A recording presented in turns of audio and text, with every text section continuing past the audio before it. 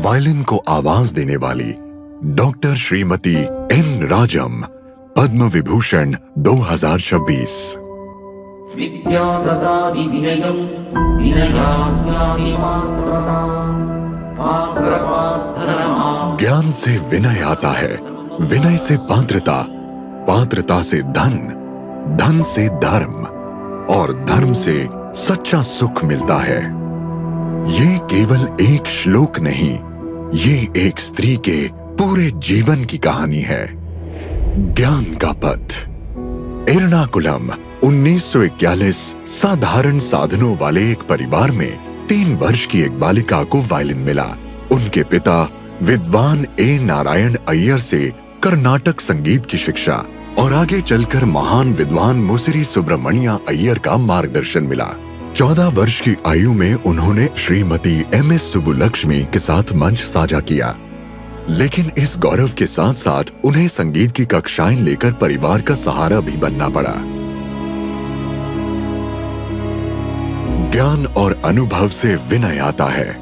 वो बनारस पहुंची, एक दक्षिण भारतीय लड़की उत्तर भारत की पुरुष प्रधान दुनिया में। उन्होंने पंडित ओमकार नाथ ठाकुर के चरणों में बैठकर हिंदुस्तानी शास्त्रीय संगीत को सहजता से अपनाया और फिर उन्होंने रचा कुछ ऐसा जो पहले कभी नहीं सुना गया था, गायकी अंग, जहां वायलिन मानव मानवीय स्वर में गाने लगा।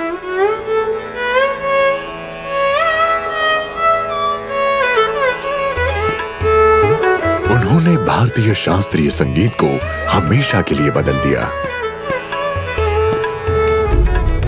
विनय से पात्रता और पात्रता से धन। उन्होंने संस्कृत में MA और संगीत में PhD की उपाधि प्राप्त की और बनारस हिंदू विश्वविद्यालय में प्रोफेसर एवं प्रदर्शन कला संकाय की अधिष्ठाता बनी। और इसी दौरान उन्होंने विश्व भर में सराहना पाई। दुनिया भर के पेशेवर वायलिन वादक उनसे मार्गदर्शन लेने आए। उन्होंने उस्ताद बिस्मिल्लाह खां के साथ युगल प्रस्तुतियां दी और अपने भाई प्रोफेसर TN कृष्णन के साथ भी। पंडित महादेव प्रसाद मिश्रा से सीखी बनारसी ठुमरियों ने श्रोताओं को मंत्र मुग्ध कर दिया। धन से धर्म। वो चाहती तो यहीं रुक सकती थी, लेकिन उन्होंने शिक्षा को चुना। अपनी पुत्री संगीता शंकर को, अपनी पोतियों रागिनी और नंदिनी शंकर को और असंख्य शिष्यों को उन्होंने स्वर साधना तपोवन की स्थापना की ताकि गुरुकुल परंपरा फिर से जीवित हो सके। धर्म से सुख। 87 वर्ष की आयु में भी विनम्र, समर्पित और सदा राजम। जब उनसे पूछा गया कि वो कैसा महसूस करती हैं, वो बस इतना कहती हैं, यह सफलता मेरे पिता और गुरुओं के आशीर्वाद और मेरे पति व परिवार के पूरे सहयोग का परिणाम है। डॉक्टर श्रीमती एन राजम।